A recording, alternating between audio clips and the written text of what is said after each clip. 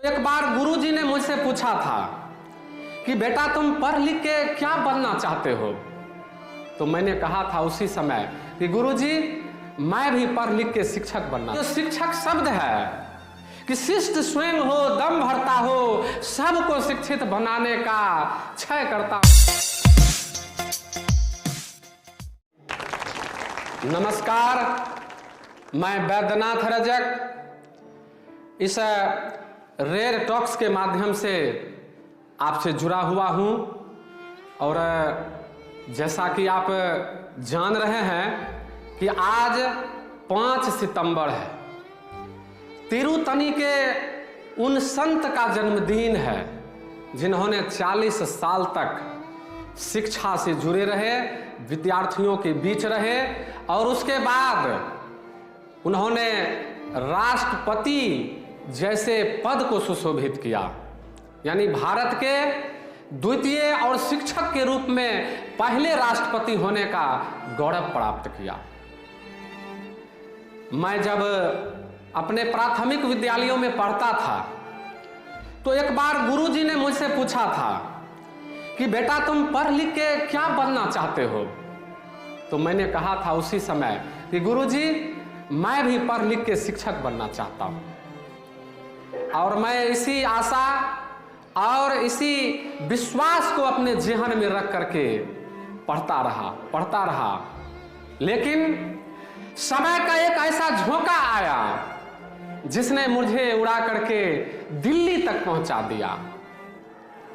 समय की वो मार, वो आर्थिक विपन्नता मुझे दिल्ली जाने को विवश कर दिया और जहां मैं पढ़ रहा था वहां मैं शायद नहीं रह पाया।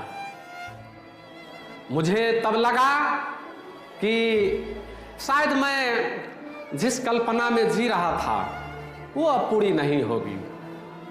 और फिर भी मैंने अपने आत्मविश्वास को डिगने नहीं दिया और मैंने सोचा कि चलो जहां भी हैं कम से कम पढ़ाई का जो ये क्रम है उसको मैं जारी रखूं।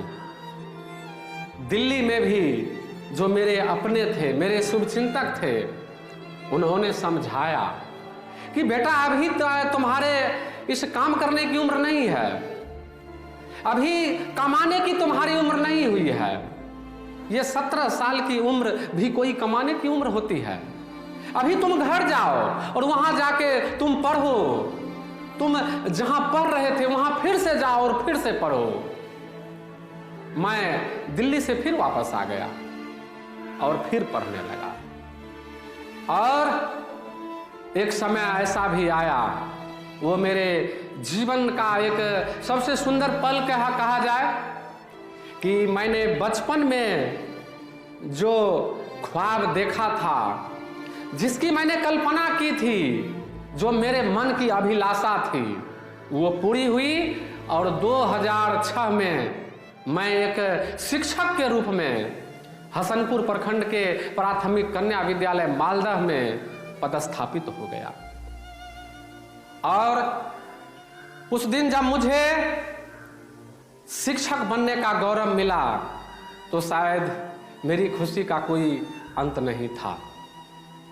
और ये जो शिक्षक शब्द है कि शिष्ट स्वयं हो, दम भरता हो, सबको शिक्षित बनाने का क्षय करता हो, दानवता का दृढ़ मानवता विकसाने का, करते रहते कर्म निरंतर छात्र हित सध जाने का, ऐसे मानव को है धरती पर बस शिक्षक कहलाने का, बस शिक्षक कहलाने का।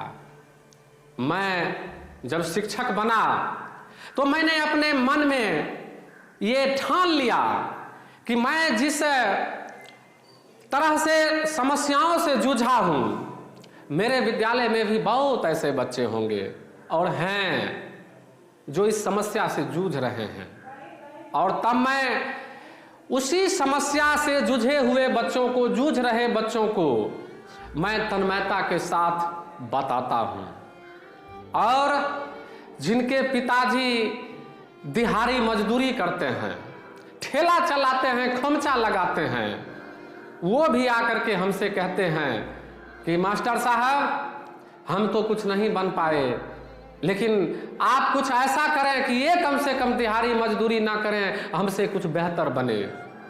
मैं अगर आज ये नवाचार कर रहा हूं तो उन्हीं की अपेक्षाएं मेरे सिर पर है। मेरे ऊपर जो उत्तरदायित्व है उन उत्तरदायित्व को मैं ढो रहा हूं।